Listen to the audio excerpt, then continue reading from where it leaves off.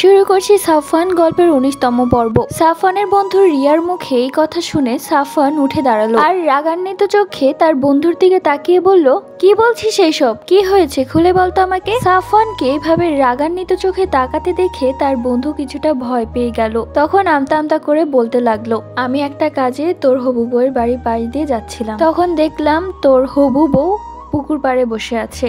আমাকে তখন সে দেখে ডাক দিয়ে বলল, আরে আপনি সাফওয়ানের বন্ধু রিয়ার না?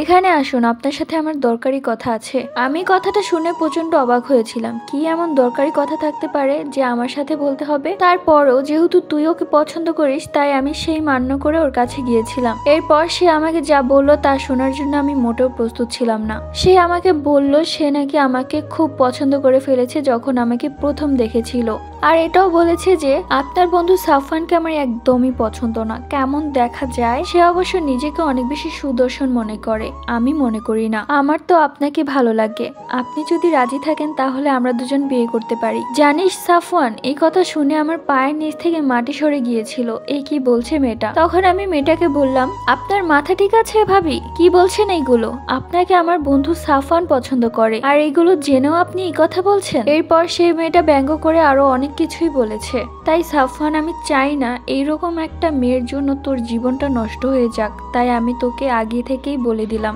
এই সমস্ত কথা শুনে সাফওয়ানের মাথা গরম হয়ে গেল। ছোট থেকে সাফওয়ান একটা কথায় বেশ বিরক্ত। কেউ যদি সাফওয়ানের রূপ নিয়ে কোনো কথা বলে তাহলে সাফওয়ানের মাথা গরম হয়ে যায়, আর সেটা সাফওয়ানের বন্ধু রিয়ার খুব ভালো করেই জানে। তখন রিয়ার আবারও বলতে শুরু করলো, জানিস মেয়েটা আরো বলেছে তোর থেকে নাকি মানব জাতি ছেলে বেশি সুন্দর। এই কথা শুনে এবার সাফওয়ানের রাগ কে দেখে। সাফওয়ান রেগে ফুঁসতে ফুঁসতে বলল, ও এই কথা বলেছে? ওর এত বড় সাহস! চল তুই আমার সাথে চল, ওকে আমি এখন তোর সামনে জিজ্ঞেস করব। তখন সাফওয়ানের বন্ধু রিয়ার কিছুটা ভ্যাবাচেকা খেয়ে বলে, কি বলছিস এসব? আমি গিয়ে কি করব? তোর কি বিশ্বাস হচ্ছে না আমার প্রতি? তোর ছোট্টবেলার বন্ধু আমি কি তোকে মিথ্যে কথা বলবো? মেয়েটা ভালো নয়, সেটাই আমি তোকে সতর্ক করতে এসেছি। এরপরেও যদি তোর বিশ্বাস না হয় তাহলে তুই ওকে জিজ্ঞেস করতে পারিস, আমি কিছুই বলবো না। সাফওয়ান বলল, ঠিক আছে, আমি ওকে এক্ষুনি জিজ্ঞেস করব। এরপর সাফওয়ান ইরার কাছে চলে গেল, আর সাফওয়ানকে এভাবে যেতে দেখে রিয়ার তো ভয়ে কাঁপছে।